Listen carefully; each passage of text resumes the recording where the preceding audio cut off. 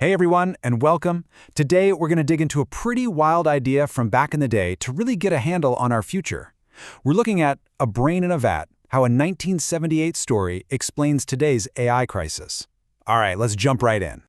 So let me start with a question for you, and it's a direct one. Right at this very second, where is your mind? You're probably thinking, well, it's in my head, right behind my eyes, but what if it's not quite that simple?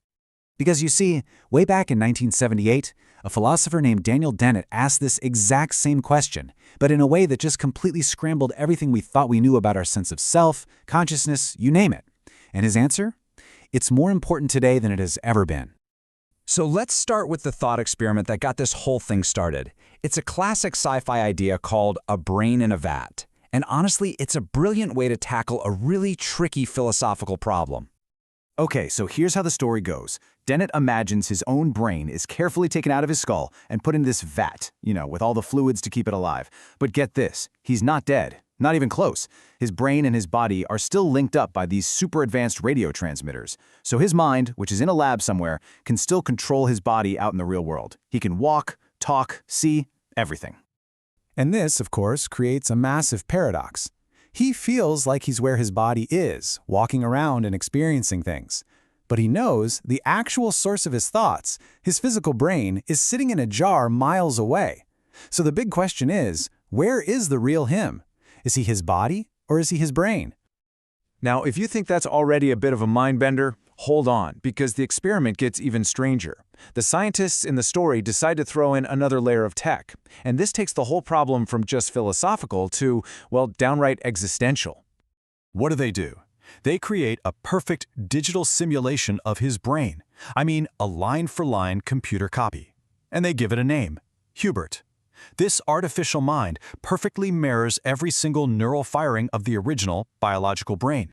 So at first, Dennett and his digital twin Hubert are in perfect sync. They're thinking the exact same thoughts at the exact same time. But a problem starts to creep in. Let's say Dennett's body stubs its toe. The signal of that pain goes to both brains, but only the biological brain in the vat really experiences that raw physical feedback. Or maybe a radio signal gets a tiny bit of static for a microsecond. These little, unique differences in their experiences cause them to slowly drift apart. Their memories, their personalities, they start to become different. And this is the key idea here. It's called continuity drift.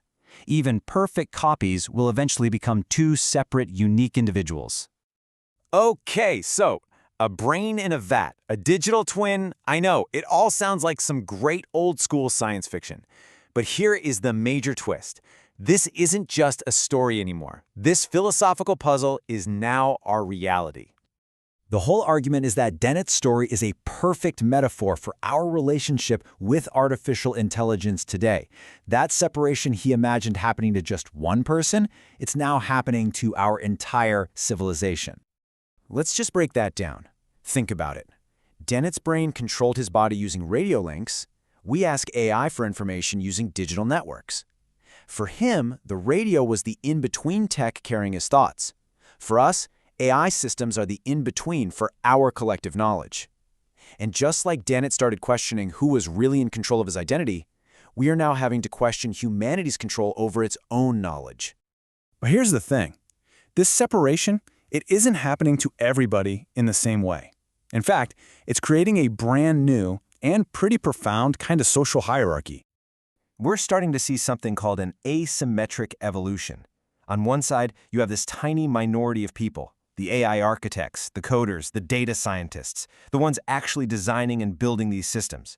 And on the other side, well, that's pretty much the rest of us, the vast majority, who are just passively using what they create. A whole new cognitive hierarchy is taking shape. So what's the fallout from this big divide? Well, it creates what are called high-strain zones for the developers. Their minds are constantly working, learning, and being pushed. But for the rest of us, it creates low-strain zones where our brains become kind of passive, understimulated. And that leads to two really big dangers. First, cognitive elitism, a new class system not based on money, but on who actually understands the AI. And second, something called epistemic dependency. Now, that's a fancy term, but it just means we become totally dependent on systems that we can no longer understand or check for ourselves. We're essentially outsourcing our ability to think critically. If you follow this trend all the way to its conclusion, you end up in a pretty chilling place, a complete 180-degree flip in the roles between us, humanity, and the intelligent systems that we built. The creator becomes the maintained. Think about that.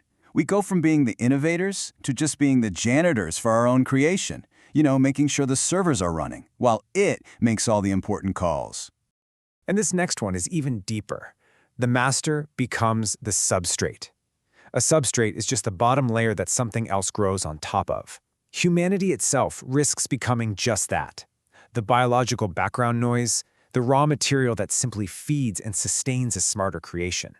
We become the soil for a new kind of intelligence.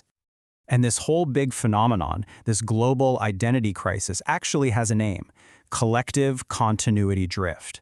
It's the slow but steady migration of meaning, of knowledge, of cognitive control away from us, from human society, and into these non-human artificial systems. It's Dennett's thought experiment playing out on a planetary scale. Which, brings us right back to where we started. We began this whole thing with Dennett's personal question: where am I?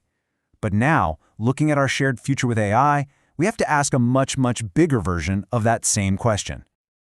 So I'm going to leave you with this final thought. Where are we going?